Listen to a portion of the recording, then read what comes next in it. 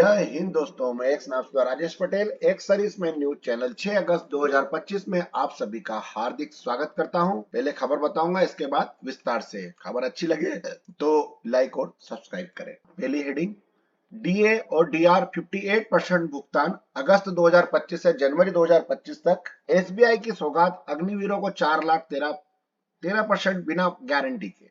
UH को कोटा भर्ती 13%। सैनिकों के बच्चों को बोनस मार्क ओम जारी। 8 सीपीसी में 1.8 लाख करोड़ का भुगतान। मैक्सिमम पे 34%। सैनिकों को फ्री कानूनी सहायता। हाईकोर्ट की बड़ी पहल। ईएसएम के लिए नियम 8 हुआ खत्म। Reservation quota bar bar ESM JCO OR भर्ती में हाईकोर्ट का फैसला। अब खबर आपको विस्तार से बताऊंगा एक एक करके।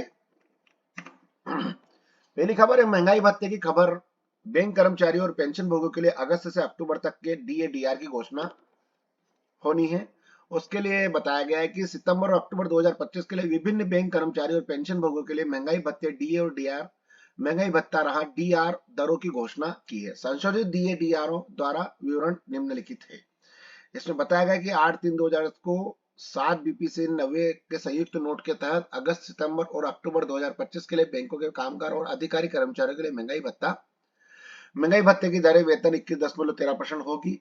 ये मतलब कहने का मतलब ये है कि जो बैंकों की तरफ से भी जो महंगाई भत्ते की दर होना चाहिए वो इसके हिसाब से बताया गया है। जो और इसमें बताया गया कि महंगाई भत्ता वेतन 54.74 होगा। आईबीए ने कहा कि अगस्त, सितंबर और अक्टूबर 2025 के महीनों के लिए कामगारों को अधिकारी कर्मचारियों को देय महंगाई भत्ते की दर वेतन 54.74 होगी। देय महंगाई भत्ते की गणना करते समय कृपया तीसरे स्थान पर दशमलव के अनदेखा करते हैं। नेक्स्ट खबर, ये बताया गया एचआर इंडस्ट्रियल का भी बैंक एसोसिएशन का ये जो फार्मूला है इन्होंने बताया गया है कि अप्रैल 2025 में कितना मई में, जून में और सीपीआई एवरेज इसके अंदर निकाला है इन्होंने। और एक अच्छी खबर है कि एसबीआई अग्निवीरों को एसबीआई की सौगात है कि अब 4 लाख रुपए तक का पर्सनल लोन उनको बिना गारंटी के मिलेगा। अगर कोई भी अग्निवीर भर्ती हो रखा है और उसकी जो पेमेंट है आना शुरू हो गई है एसबीआई बैंक में, तो उनको 1 लाख से लेकर 4 लाख रुपए तक का लोन, पर्सनल लोन प्राप्त हो सकता है। और इस योजना में ब्याज दर को और प्रक्रिया को इस तरह डिजाइन किया गया है कि युवाओं को आत्मनिर्भर बनाने का स्पष्ट अवसर मिले। योजना के अनुसार 18 वर्ष से ऊपर के अग्निवीर जिनके बैंक खातों में कम से कम 1 माह का वेतन जमा हो चुका है, वे लोन के पात्र होंगे। इसके साथ ही कम से कम 6 महीने की सेवा और न्यूनतम 20,000 की मासिक शुद्ध आय होना अनिवार्य है। यह ऋण एसबीआई अग्निवीर लोन अधिकतम 3.5 वर्षों की अवधि के लिए दिया गया जाएगा। खास बात यह है कि लोन के लिए ना तो कोई किसी थर्ड पार्टी की जरूरत है और ना ही कोई मार्जिन मनी देने की जरूरत है। ब्याज दर 2 वर्षों के लिए 13.5% निर्धारित की गई है, जो कि बाजार में उपलब्ध पर्सनल लोन दरों के मुकाबले में प्रतिस्पर्धा मानी जा रही है। नेक्स्ट खबर, extension of bonus marks 2 wards of servicemen, ex servicemen, widows and widow for recruiter of UHQ quota. UHQ कोटे में जो 2% का बोनस मार्क दिया जाएगा हमारे भूतपूर्व सैनिक और उन वीर नारी और विडोज को, तो जो भी इसके लिए एप्लीकेबल है वो इसके अंदर फॉर्म भर सकते हैं। उच्च वेतन और बढ़ोतरी 8वें वेतन आयोग में क्या शामिल है और क्या नहीं, इसके बारे में बताया गया है। केंद्र सरकार ने केंद्र और राज्य सरकार के कर्मचारियों को मौजूदा वेतन ढांचे का आकलन करने के लिए जनवरी 2025 में 8वें वेतन आयोग की घोषणा की थी। हालांकि अभी तक किसी पैनल के सदस्य या अध्यक्ष की नियुक्ति नहीं हुई है, लेकिन सरकार हाल ही में एक पैनल के गठन का संकेत देते हुए कहा है कि उचित समय में एक आधिकारिक अधिसूचना जारी की जाएगी। 7वें वेतन आयोग में 31 दिसंबर 2025 को 10 वर्ष का कार्यकाल पूरा हो जाने के बाद 8वें वेतन आयोग का कार्यकाल 1 जनवरी 2026 से शुरू होने की उम्मीद है।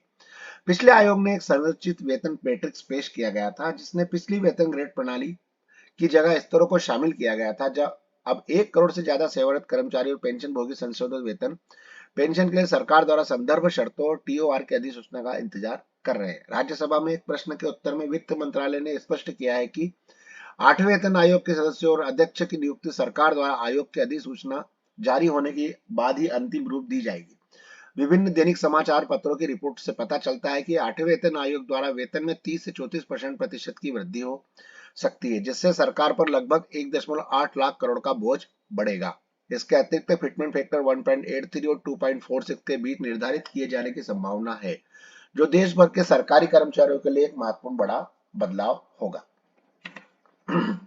नेक्स्ट खबर है कि पूर्व सैनिकों को मुफ्त में मिलेगी कानूनी मदद।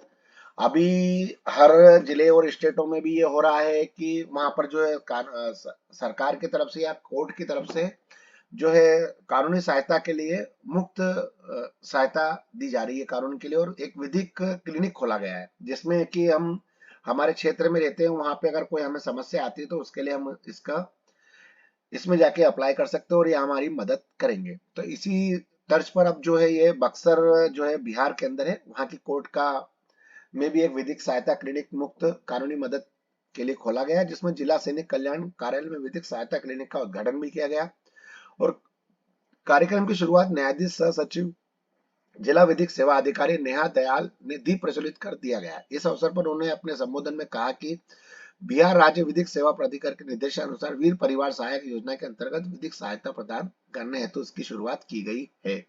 उक्त कार्य को सरलता पूर्वक संपादित करने के लिए जिला विधिक सेवा प्राधिकार से पैनल अधिवक्ता पैरा लीगल वॉलंटियर को नियुक्त किया गया है, जो सहयोग करने तथा जिला विधिक सेवा प्राधिकार को सूचित करेंगे। विधिक सहायता प्राप्त करने हेतु विशेष जानकारी के लिए सेवानिवृत्त सैनिक जिला विधिक सेवा प्राधिकार के कार्यालय से संपर्क कर सकते हैं। इस अवसर पर पैनल अधिवक्ता सेवानंद उपाध्याय पैरा लीगल और अन्य इसमें सम्मिलित थे। बाकी काफी लंबी खबर हो जाएगी इसलिए मैं पुरानी पढ़ रहा हूँ, और ये भी वही उसी प्रकार उसी का इंग्लिश अनुवादन किया गया है।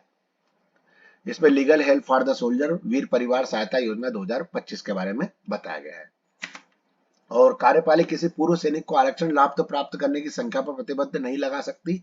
उत्तराखंड उच्च न्यायालय का ये आदेश है। इसके बारे में आपको पहले ही बता चुका हूँ, तो इसकी मैं ज्यादा आपको खबर नहीं दूंगा, बाकी आप लोग चाहे तो उसको पढ़ सकते हैं। इसका मैं संक्षेप में उत्तर बताता हूँ कि कहने का मतलब ये है कि कोई भी भूतपूर्व सैनिक जो है वो नौकरी में एक बार ही अप्लाई या 10% कोटा नहीं लेगा, इनको कई बार इसका कोटा मिल सकता है, इसके वो हकदार है। ये अपने जो कोर्ट का ये आदेश है। इसके अंदर शारीरिक विकलांग स्वतंत्रता सेनानी आश्रित भूतपूर्व सैनिक के लिए आरक्षण नियम 1993 की धारा 2(1)(c) का उल्लेख किया है, जो कि पूर्व सैनिकों को उत्तराखंड के निवासी के रूप में परिभाषित करता है, जिसने भारतीय सेना, नौसेना या वायुसेना में सेवा की और जो पेंशन अर्जित करने के बाद ऐसी सेवा से सेवानिवृत्त हुए हैं, जिसे चिकित्सा आधार पर सेवा से मुक्त किया गया है, जिसे उसके नियंत्रण से परे और परिस्थितियों से मुक्त किया गया है, उसे चिकित्सा अन्य पात्रता पेंशन दी गई है, जिसे अलावा स्वयं के अनुरोध के अलावा अन्य कारणों से सेवा मुक्त किया गया है, जिसे सेवा की समाप्ति के या हटाने के अलावा अन्य कारणों से एक विशिष्ट अवधि पूरी करने के बाद सेवा से मुक्त किया गया है, जिसे ग्रेजुटी का भुगतान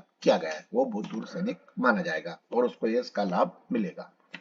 बस दोस्तों, मेरे पास आज खबर यही तक थी। आपका दिन शुभ रहे। जय हिंद, राम राम।